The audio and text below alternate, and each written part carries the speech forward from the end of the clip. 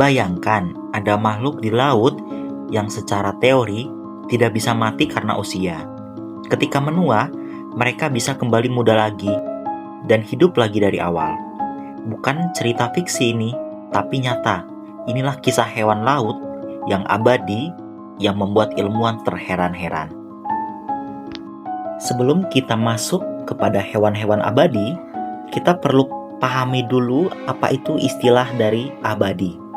Dalam biologi, istilah ini bukan berarti benar-benar tidak bisa mati.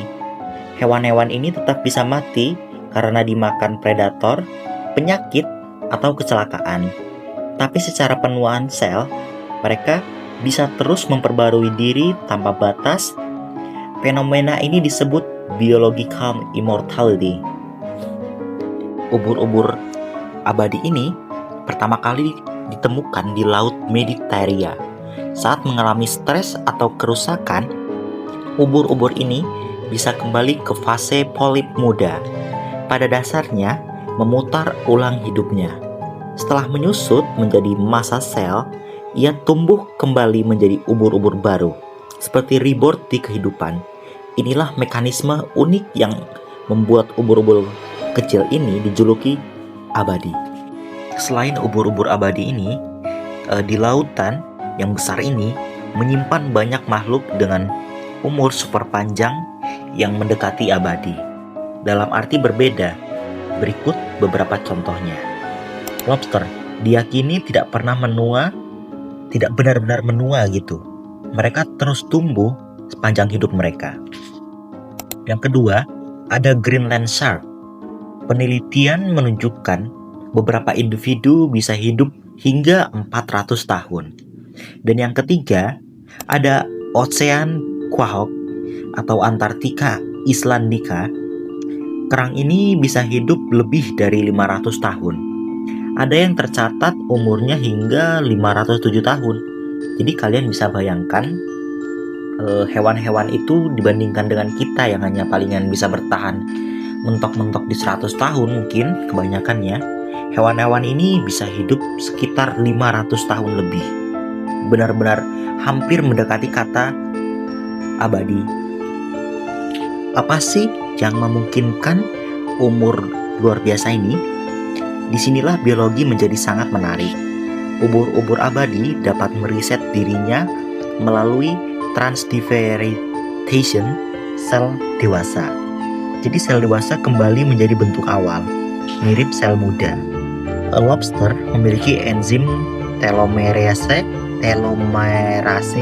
yang aktif terus-menerus, menjaga telomer DNA mereka agar tidak memendek seperti pada manusia, sehingga memperlambat penuaan dari hewan-hewan tersebut. Greenland shark memiliki metabolisme yang sangat teramat lambat dan pertumbuhan yang sangat teramat lambat pula, yang berarti tubuhnya mengalami stres oksidatif lebih sedikit dan penuaan seluler berjalan perlahan. Walau disebut ubur-ubur abadi, penting untuk memahami bahwa istilah ini sering disalahartikan. Mereka tidak kebal terhadap kematian. Penyebab kematian masih bisa datang dari predator, penyakit, cedera berat, atau kondisi lingkungan ekstrim. Jadi, mereka bisa saja hidup lama, tapi bukan hidup tanpa akhir. Perbedaan ini penting. Abadi dalam konteks ini berarti tidak menua secara alami, bukan tidak akan pernah mati seperti yang kalian bayangkan. Mereka itu tetap saja adalah makhluk yang seperti kita.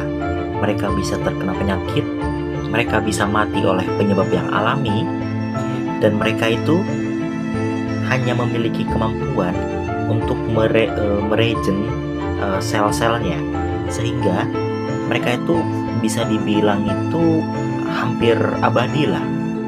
Karena saat sel mereka rusak, mereka memperbaharuinya lagi.